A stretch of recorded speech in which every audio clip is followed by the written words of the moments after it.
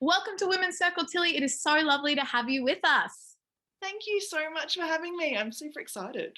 It's cool. Yeah, and look, we are so excited to hear about your journey, to talk about Myoni, and really importantly, to talk about the menstrual cycle, because it's something that we as women all have, and yet very little is known about it unless you do the research. So I'm really excited to get into that with you today.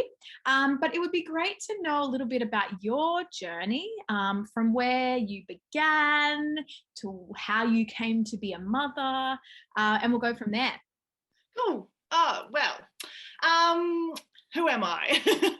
I guess obviously a mum to two little ones, and at a point in my life now where they're growing up a little bit. One's 2 and one's 4, so it's kind of like trying to find myself again a little bit after having poured so much energy into their younger years. Now it's like, okay, I feel like we can move forward with a bit more outward energy as well. But I have a background and a training in community development, so that's kind of where I professionally started, and that's where a lot of my ethos comes from too. So that was a background and a foundation for creating Myoni, with co-founders who have very similar backgrounds, and so, or definitely similar value sets. And Myoni is a Brisbane-based social enterprise. We founded it really from a desire to create an Australian-made menstrual cup. And that was this kind of driving force, and we created this amazing product. We went into product development and doing all of those things locally in Australia, which was really awesome, but also really difficult and interesting because our manufacturing processes are, minimal. They're interesting to negotiate, particularly trying to create a product that hadn't been created in the way that we wanted to create it in Australia. And through that process of creating this social enterprise and this business that does good, we really focused in a lot on understanding our cycles better. Became this kind of secondary journey, which is now at the forefront of things that we're doing. We suddenly realized that there was so much we hadn't understood about our bodies, and there was so much information out there that we didn't know. And particularly myself, I guess I had issues around regular cycles and things as a teenager. I went to a doctor, trusted doctorly advice, and I did go on contraceptives at a young age. And if I had have known a lot of this information, or if it was a part of the general sphere of knowledge, I probably would have made different decisions, or at least had a better idea of the impact that going on certain medications would have had on my health and hormonal health, my well-being, all of those things. So personally, that journey has been one of self-discovery around how my menstrual cycle is amazing and so important, and how this information has, or the lack of this information has denied us the power that we have in having a menstrual cycle. And it's just amazing. Every time I have a conversation with someone, I'm learning something new, but also I'm realizing that even the basics of this information isn't widely known. And for people who do have a monthly cycle, we have been brought up in a society where it's taboo to talk about, but also we're denied understanding that information, and where it's something that we dread. We dread that bleed once a month, and then, okay, the rest of the month is fine and I'm going to get on with things, and then I might get some PMS. And we have this real culture around really disregarding and downtrodden the power that is within our menstrual cycle, downtreading that. It's very hard to watch once you understand what it is that we're denying ourselves. So we'll go into that. I'd love to talk more, I guess. With your journey, you're like, because I'm all about this self-discovery journey, and there's always an in, right? Yeah, and, absolutely. I love that the in for you was the menstrual cycle, right? Yeah. Can you talk to us about that journey yourself? Like how did that Yeah, go? I guess, growing up in a very typical family, but also a typical community in the way that we address our menstrual cycles, it was never something disgusting and horrible, but it was something we just had to deal with each month. And we had an array of products that we could use, and most of what I grew up with was disposable products, being tampons and pads, and that was it. You got a little bit of stuff in sex ed at school, but you didn't really understand much else. And I overwhelmingly thought about my period as being, you bleed and then you don't bleed. You have a cycle that is very sort of 5-6 days of bleeding, whatever it is, and then you don't bleed. And then I was introduced to menstrual cups, oh goodness, early 20s, by a friend, and that changed my whole experience with periods. Being able to leave a cup in for longer, so you're not stressed about having to change a pad or tampon, but also it was more comfortable. It wasn't absorbing and feeling abrasive and that kind of thing. And also loved that it was reusable, so you could, you're not buying heaps of product, and you could always have it on you. So if you feel like you're getting your period, you can insert it and you can go about your day and not worry. And also it is an amazing tool to understanding your period better, because you see what is happening.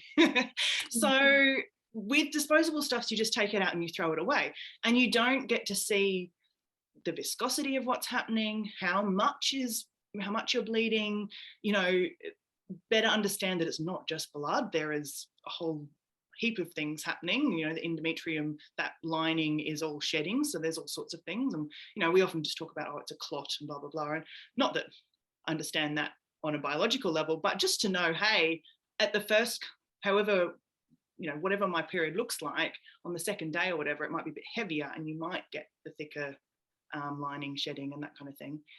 And then through that experience, going and searching for more information. It's like, okay, right, so what are we looking at? And slowly becoming more and more aware of the 4 phases of your cycle, what each of those mean, but then also the impact that your lifestyle, food, emotions, everything can have on your period. And we've all experienced it. I know if you get a really stressful moment, you might have a later period or skip it completely, or things that you eat do affect the way your body operates. So that really intrigued me. It's like, oh, okay, look at this, and there is a whole heap of ways we can look at addressing PMS through diet and exercise and those kinds of things, alongside accessing support, whether it be through medical, through a doctor. Some people, wherever you feel most comfortable getting your information from. I've seen naturopaths over the years, and different modes, I guess, of healthcare, and found the ones that are right for me and the way that works for my body, and what resonates well within my cycle. So I think that's really important, because we can often just go straight to a mainstream doctor or whatever that is, but if they're not in tune with understanding what the cycle is and how your body is interacting with that, and other things within your life, then you might only be getting a small slice of the pie in terms of understanding the full health or impact. Yeah. And I think that's so, like, it's so interesting that I would say that medical professionals, I know I see a naturopath, I actually get acupuncture twice a month to work with my cycle. Yeah. And in the first instance, when she was like, well, when's your period? I was like, oh, I don't know. Like, how many people actually track it? Yeah. And tracking is such an amazing tool to not only understand, obviously, when you're going to get your period, because that's useful, but also understanding your cycle. So if you get a longer or a shorter one, sometimes there might be other factors at play.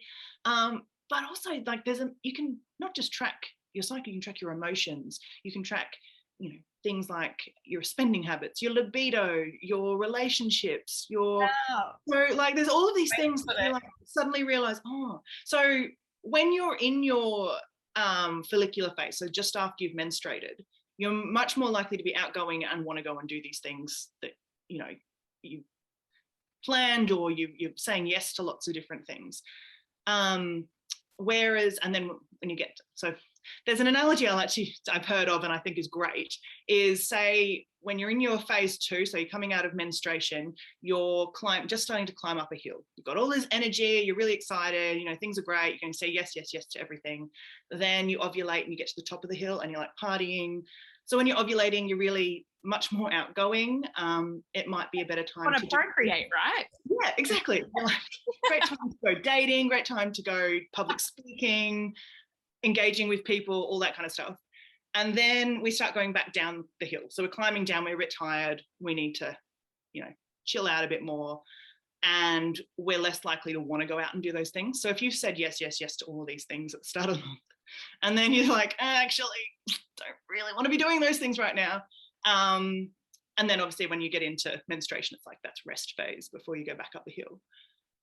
So it's nice to know where you're at in the cycle, because then you can arrange your calendar or your meetings, and obviously some things you can't, and that's where we can talk about having, you know, structures in place. But it's nice to sort of overlay your menstrual cycle over a calendar and go, I'm going to do these things this week and say no to things that week, or give myself extra space and have that in place. And tracking it can look in many different ways. Obviously, there's so many apps you can download if you want to do it on your phone. There's printable tracking, like ones that are like a circle, which you can color in different colors if you're feeling them at different times of the month. If you're more of a visual artistic person, that's a great one. I personally just use a calendar or a diary and write down what I'm doing each day and where I'm at. And any overwhelming feelings for me is quite important. I've recently only just realized and had an epiphany that I wasn't going crazy and motherhood wasn't making me go crazy. I was just having PMS at that time of the month. I realized there was a cycle and it was coming up every month that I was just losing my mind. And I realized, no, I'm just getting back into a more of a rhythm after having babies and breastfeeding and all those things. So that was really useful to kind of have that epiphany and go, okay, well, I just need to give myself extra space, or permission to do things, or that weekend is when I ask and receive and not give. We are conditioned as women in our society to be always giving. And particularly as mums, there is an expectation that you will be giving. And obviously we can't turn the tap off all the time, but we can give ourselves structures that allow for us to rest, take it a little bit slower. Maybe there's extra childcare or other things that need to be put in place. And that's kind of where we're really passionate in Myoni at the moment about crafting, and we're creating a workshop. So anybody who wants to line up and come and do a day workshop with us about this deep dive, check our website out and sign up to our mailing list, because you'll be the first to know when we've got our dates down. But we're really keen on people understanding this information about our periods, but then, okay, where do you go from there? So putting the scaffolding in place, understanding what are those things that we can put in place in our lives to better support us to have a really great cycle.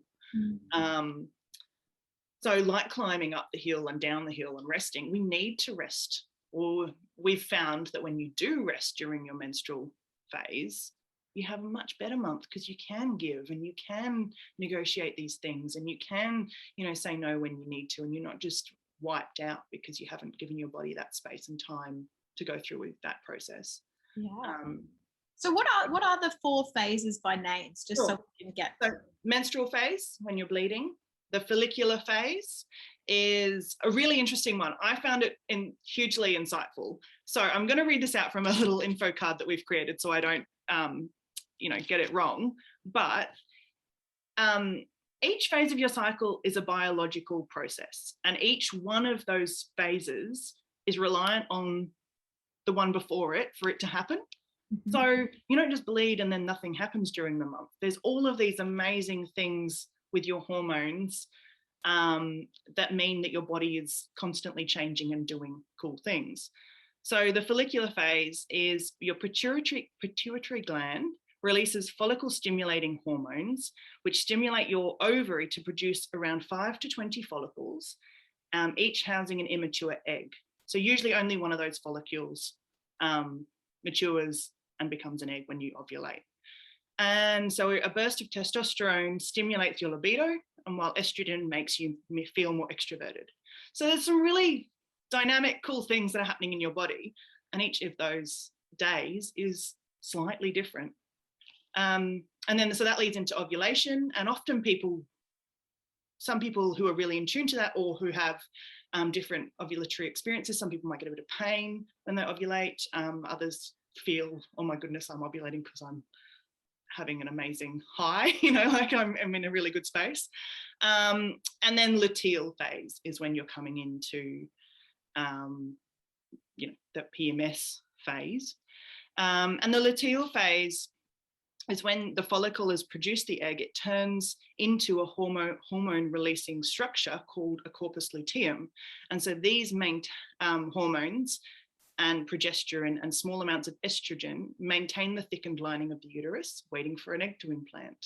And obviously, when that doesn't at a certain time, you start to shed that lining. So it's super exciting to kind of get to the bottom of, oh my goodness, this is what's happening every day. Particularly as we are brought up in a culture and a society that really values a masculine cycle, which is a daily cycle. So a masculine hormonal cycle is a daily hormonal cycle.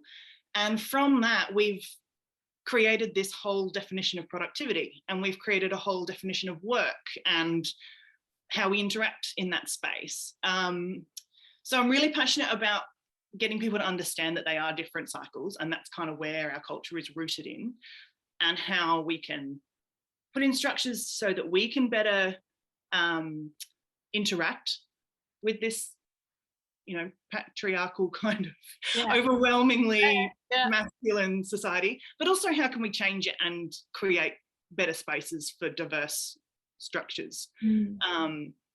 So that's, it's really interesting. I think obviously working from home and COVID and stuff has validated different approaches, and if we can incorporate more of those into day to day, we can look at someone who has a monthly cycle and go, well, maybe you do spend a couple of days if you are able to, at home when you most need it.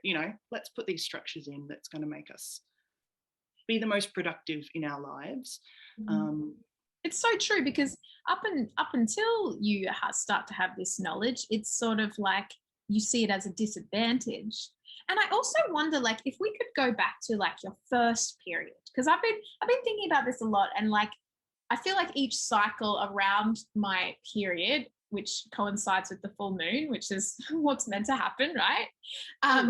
Is that there's this like wild woman within me that needs to go and be on her own.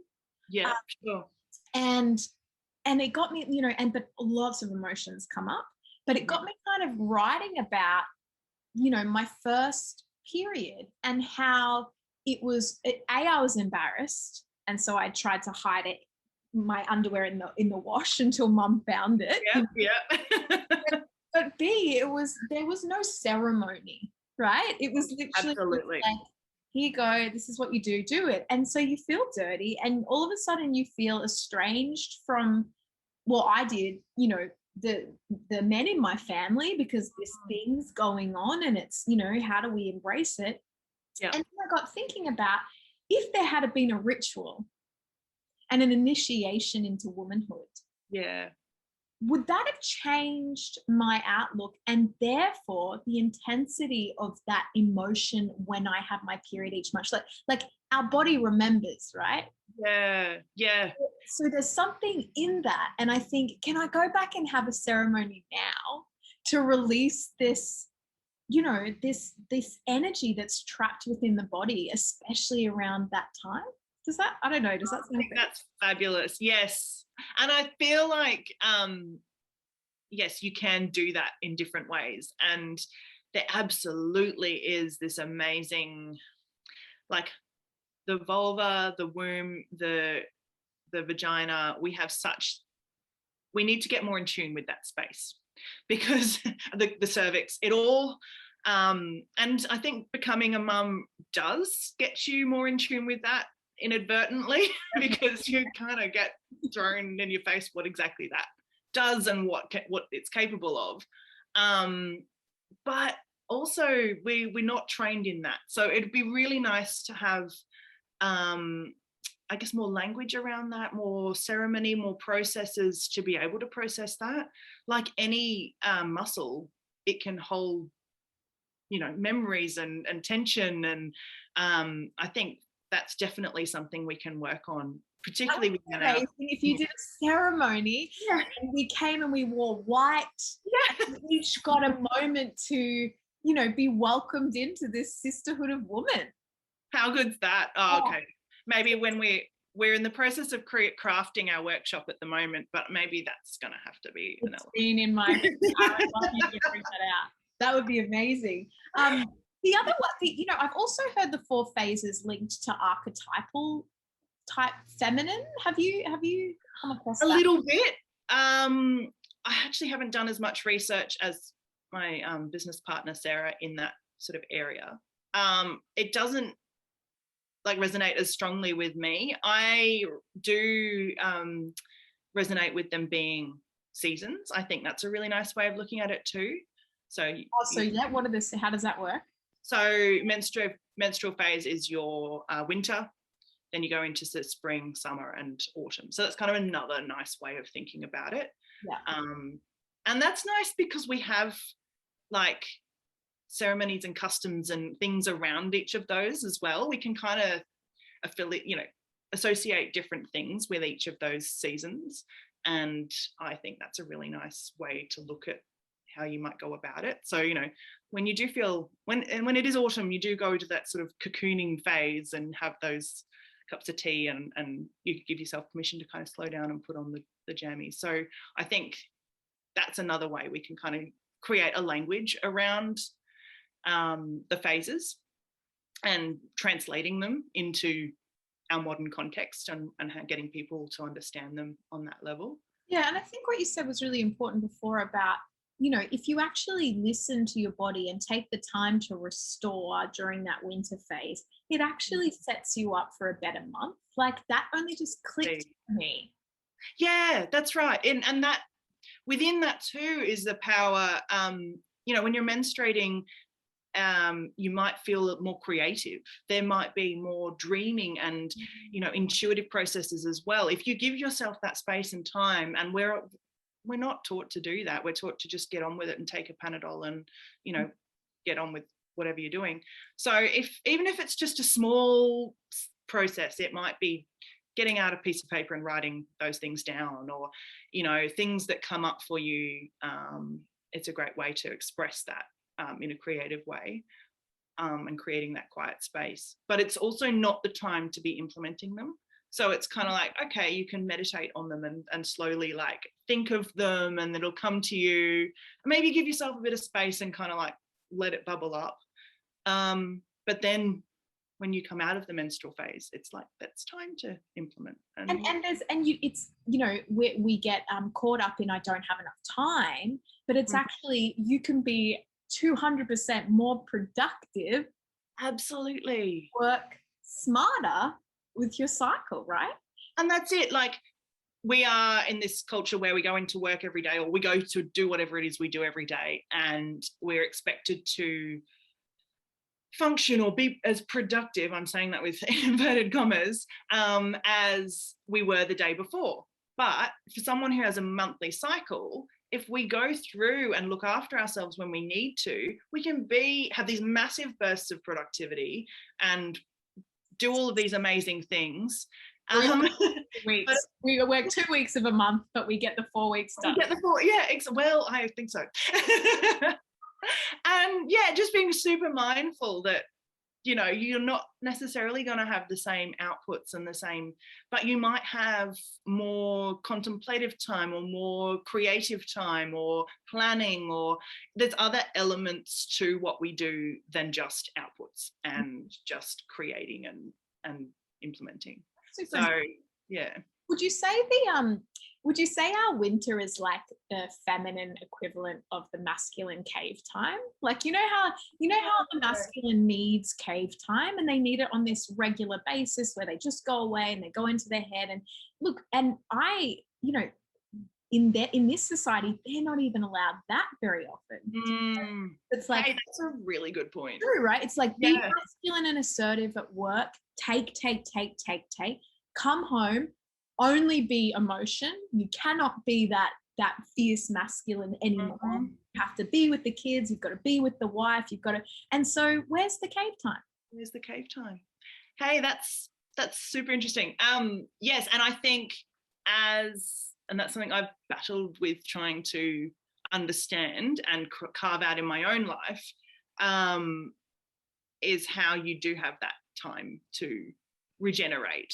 And I do think that male if they're secondary caregivers to the kids, often have an easier way to create that time. Like, they can carve it out a little bit easier. And so that's something I'm forever trying to understand, how we can communicate better on that level.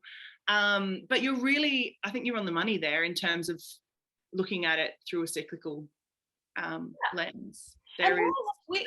Equally, the feminine has to like celebrate the masculine cave time too. If that is actually allowed to occur, they can come back and give tenfold as well. Absolutely. Right?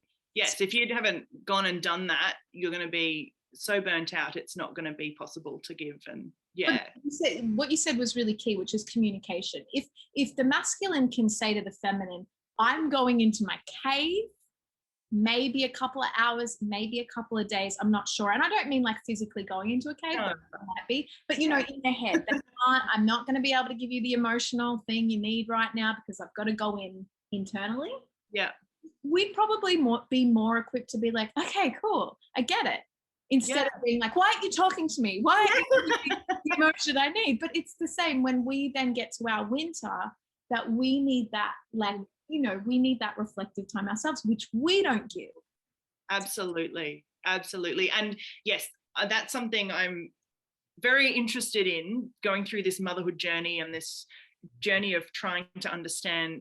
You come out the other side with a whole heap of new perspectives on things, I think.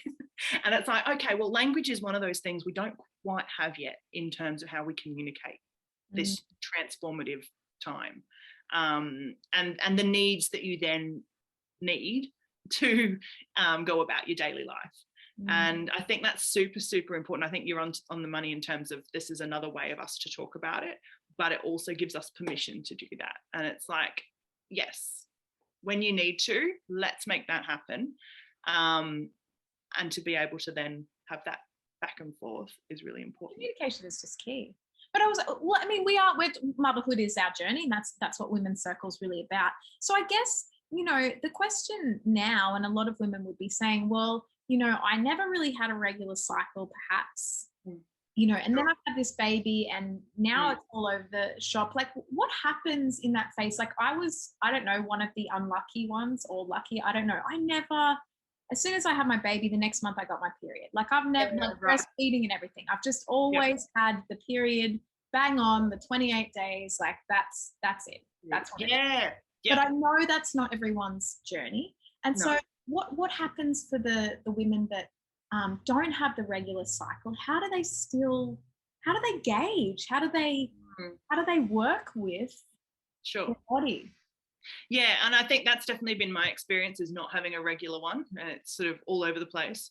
I found tracking it was really helpful, because you could really then understand practically, and that's when I had a big calendar of like, okay, it was this many days, and now it's this many days, and now it's this many. And even then trying, and I know it's hard because it's kind of hard to understand where you're at sometimes. But to log in when you're having those extra hard or extra good days, for me, that was important because I felt like I was all over the place. But it gave me kind of like this benchmark, or at least something to kind of go back and go, oh, okay, there is a bit of a pattern there. I can understand that. And once my periods became a little bit more regular, I could really get back into that. But like I was saying earlier, like I've only just had this epiphany that I'm not going crazy, that, you know, I get these certain emotions really heightened during, you know, the week leading up to my period. And I actually heard the other day someone talking about it, and they described it as being a scuffle of emotions before your period. Like, yeah, absolutely. It was like they're all at each other and you don't really know what to do when they're all fighting, and they've got to sort of level out a bit.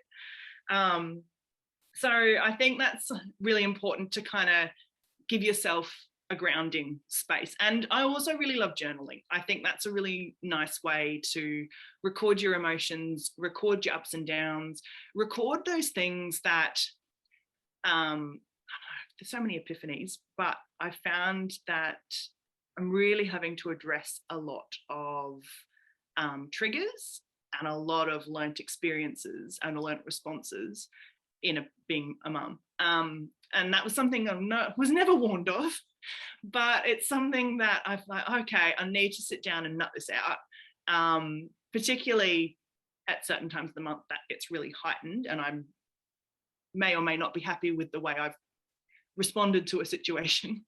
But having a space for yourself to go back to and to work through that. And hey, look, journaling and all of that can be great, but if you need other people's support, maybe it's yoga, maybe it's seeing someone you can talk to, maybe it's something else that gives you a space and a time to work through that. I think that's really important. And there's also acknowledgements of, like, you know, contraceptives, you know, no judgment, yes, no, you're on them, you're not on them. They don't work for everyone in terms of, like, I've been on them a few times, and always my moods are just awful. It just, there's something within it that doesn't work with my body. And yet, you know, I was someone with cysts and endometriosis, and that was the recommendation. That you do this to control them. And, you know, when you are young and you don't really know any better, and you kind of just trust, and then you're wondering why you feel so low, or you feel like you literally know that you don't feel yourself. Yeah, absolutely. Yeah, that was my experience too. You only know that when you know what self feels like, right? True. So it's hard. I think too, feeling if there's something not quite right, you kind of have that feeling it's not quite settled or something's not quite right. That was my feeling. And then it was like, okay, time to explore this. And that was part of that journey of like, okay, what are the different types of options available to me? And I tried a couple, and none of them quite worked for me. But that sort of went hand in hand with understanding my period as well, my cycle. So I think it really does pay to do a bit of that extra research and understanding your body. And obviously we all have different things that might play a part, like having cysts or endometriosis and other health factors that need to be taken into account. And then finding the right support network. So it might include a GP, but it might include like the other modes of health that we've talked about, that can really give you that holistic approach. And you can do some of those deep dives into the belief systems that have created this this structure that we are operating in, because some of them really don't work for us.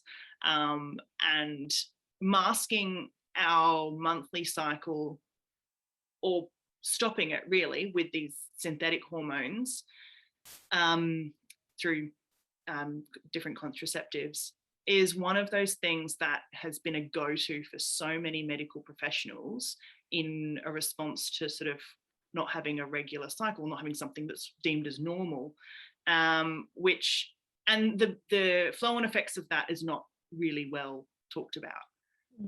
So I urge people really to have that conversation, to ask those questions, to be hungry and want to know more about the effect that that's having, because then you can start to make better decisions about what it is you need in your life.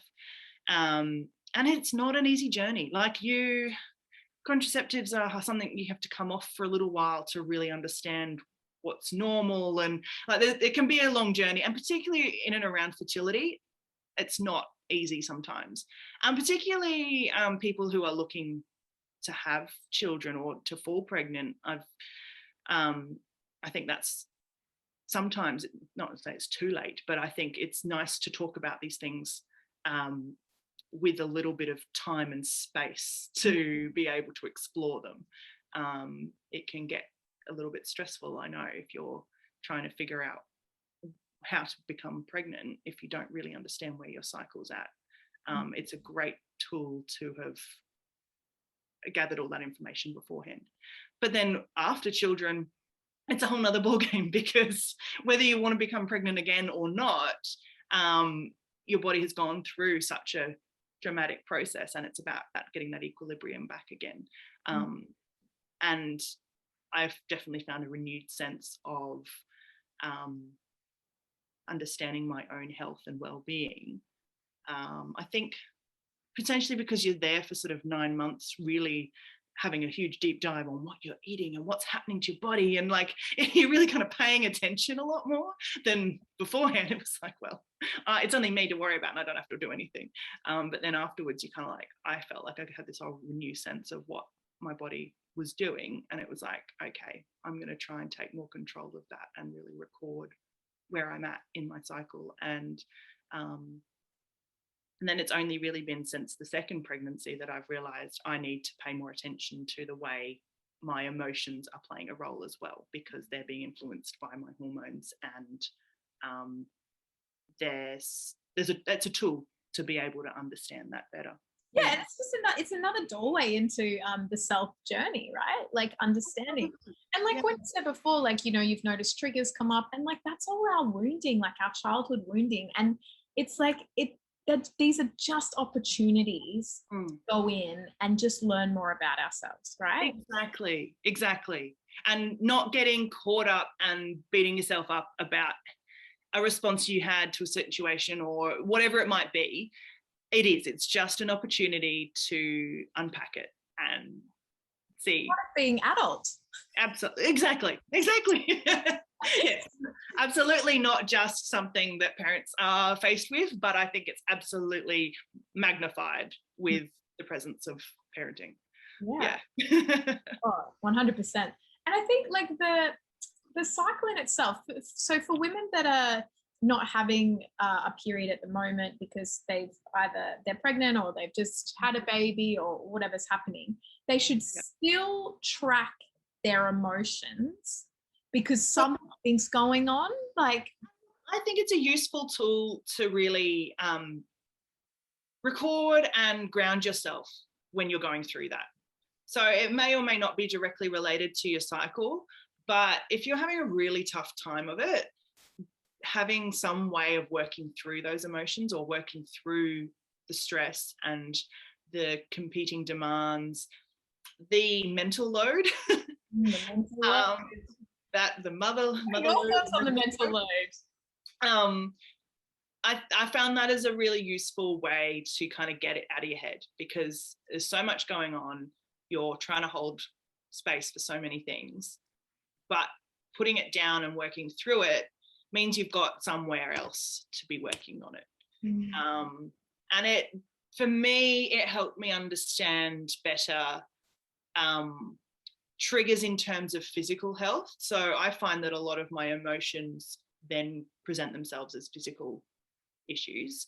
And so if there is, you know, a lot of things that are building up for me, I'm like, okay, that's a cue for me to go see the osteo or talk to someone or go and do something else that's going to get rid of that stress and work through it before it becomes a debilitating migraine or a back spasm or whatever it might be.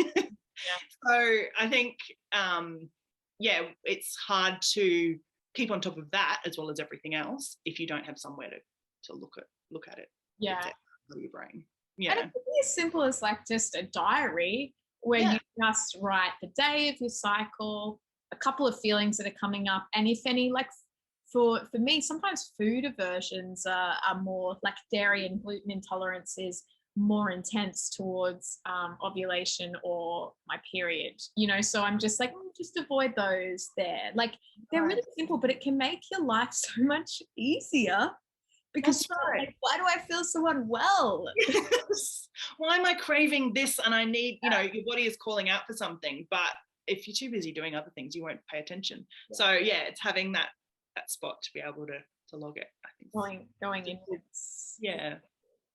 I just think this is such an important area, and it's just been so overlooked in the desire to keep up with the patriarchy, keep up with the masculine idea, and like it's sort of like, you know, the masculine is beautiful. We don't want to get rid of the masculine, but we have to understand that within, you know, a woman with a menstrual cycle, that we're different and absolutely we operate differently, right? And that there is this power to be tapped into, and it's not something to be like denied. I like too long. Yeah. So step into that. Isn't it the female cricket team that yes. Yeah. So I'm pretty sure the female cricket team and definitely the US soccer team, female soccer team. So they use their cycles to train better and to play better and to understand where their body's at. So it's absolutely an awesome tool for productivity if we tap into it. And so, yeah, in the sporting arena, they obviously do certain exercises and rest days and things in accordance with each player's cycle, as opposed to like blanket, this is what needs to be done. Mm-hmm. And they found that works really well. So, yeah, there's some cool examples of like how you can do this in our culture. So tapping into that. Yeah, it's really important.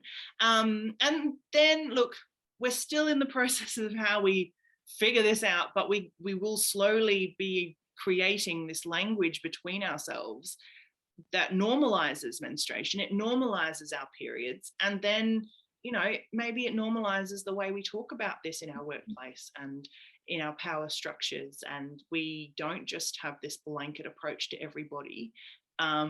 We do have an understanding that, you know, people's needs are different, and to redefine what productivity is. So that'd be amazing. That would be a dream. You said you said there's like apps and things that are available. Are there any off the top of your head that you think might be helpful for people if they want to look into tracking?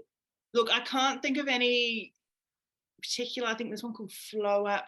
There really is go onto any app store and you will have a number of different things. I think you really just want to think about what kinds of things you want to be recording, and how that's presented to you. So whether it's in terms of fertility, so some of them are geared more towards when you are fertile and understanding those windows, versus others are more geared towards when you're menstruating. Do they have space to record other things? Can you then like label them in certain ways so you can see those patterns when you go back to the calendar view, that kind of thing. They're nice things to think about as opposed to. Yeah. Oh, that's cool.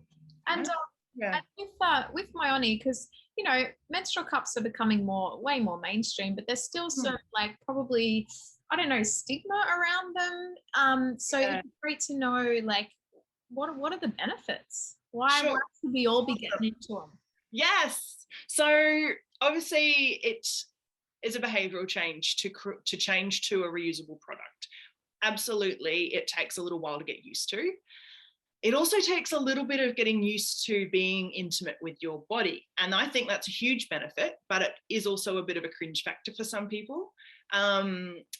You do have to touch yourself internally. And I mean, you do when you're inserting a tampon, but also this is a little bit more like you're folding up a cup and inserting it, but also taking it out and seeing everything and disposing of that, which you can do tipping it into the toilet, or a great place, I think, to test a cup and to insert it and take it out is in the shower.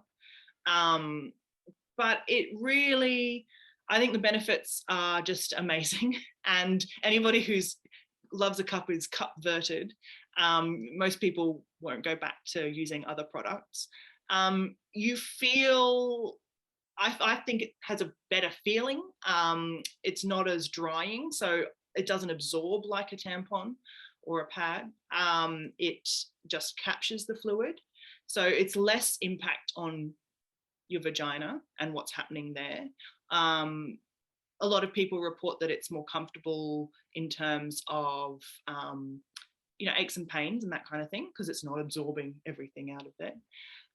But also, you can leave it in for up to 8 hours. People might see different hourly maximums. That's really based on the jurisdiction within which they're registered. So in Australia, we can say up to 8 hours under the TGA. Under the FDA in the US, they can say up to 12 hours. So it's really just about where they're being sold. And then being able to go around your day, really, depending on how large your flow is. Obviously, if you have a really heavy flow, you might have to change it once or twice a day, but you can usually wander around all day, particularly if you're a really busy person, and not have to worry about going to the bathroom and changing it and finding places. Yeah, exactly. On your feet all day. And just being really prepared. You've always got this on you to use during your cycle, so you're not rushing out to go and buy period products. I find that I use a pad sometimes. So we at Myoni have made beautiful cotton pads as well, which reusable pads, which, like, if you're sleeping or at certain times of the month, if I'm feeling like if that's a heavy day, I just use that as a bit of a backup. Or sometimes I just love, having a pad instead of the cup as well, particularly at the end of your cycle. But also it reduces waste, which is fantastic. So we created Myoni cup to be recyclable, so that at the end of its use, it can go and be recycled into park benches or something like that. Then it also diverts so much waste from the environment, which is so exciting. We create tons and tons of waste from disposables. And also it's cost effective. So you're paying this one-off cost and then you've got it for the life of the cup, which is usually at least sort of three years. It's amazing. And you can also then get different sizes depending on where you're at, what your body shape is like. But the biggest change and the self exploration that this cup has led to for me is like really understanding my body a lot better. So even, you go through a whole pregnancy and all that kind of thing, but really understanding, I know the height of my cervix. The height of your cervix does change depending on where you're at in your cycle, which is really cool. And then really understanding, how vaginal walls feel and what that kind of feels like during your period and not, and just getting that really intimate understanding of parts of our body that we've been taught to just sort of ignore. Or give to someone else. Well, yeah, exactly. Yeah. Yes. Wow. So really understanding that, and not being a foreign thing. And I think what you said before was really interesting, and something that we should be mindful of is the kind of emotion and tension that we do hold in those organs and in those muscles. They are amazing, amazing things. But if we deny them that time, that space, that love, then we're going to have some issues, and we're not going to be, whether it's purely self-confidence, it can go all the way down to understanding ourselves and the health of those parts of our bodies. I think we really need to give ourselves a bit of space and time for that. 100% agree. And particularly with birth, and if any women have, had medical intervention, birth, that would be a big thing to get to know your body better after everybody else has been. Exactly. And often, whatever varying degree of trauma that may have caused, I think that can be a huge process to address. But giving yourself that power back is really important. It's super liberating once that's there. Yeah, I think that's definitely a tool in our toolbox we should be exploring a lot more and understanding. Yeah. Thanks, Tilly. You've told us so much. We could talk all day. Oh I'm glad. Thank you. It's been a great conversation. I love the idea of your workshop, and I'll definitely put details in the notes so people can Wonderful. join. We are finalising dates, so we will put those on our website as well, and social media, but sign up to the newsletter at www.myoni.love, and that'll be the best way to hear about it, apart from directly from you. Really appreciate your time. Thank you so much. Thank you. No, thanks so much for having me. It's been wonderful.